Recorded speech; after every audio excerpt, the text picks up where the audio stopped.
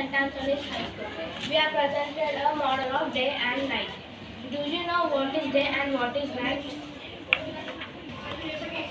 There are 24 hours in a day.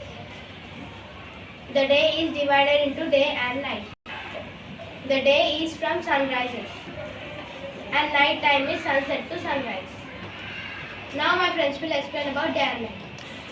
The Earth orbits the Sun once every 365 days and rotates about its axis once every 24 hours.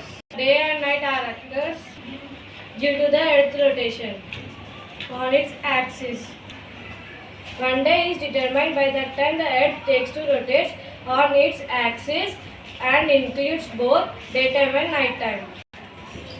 We get day and night because Earth rotates on imaginary line called its own axis, not around the Sun.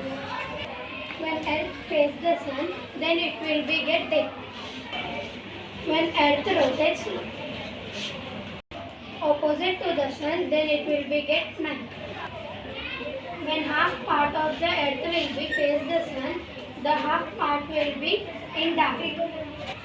That is the reason on how some countries have day and some countries have night at the same time. And time period, different countries will be different reasons for the same reason. Now let us see the model. Let us see the model.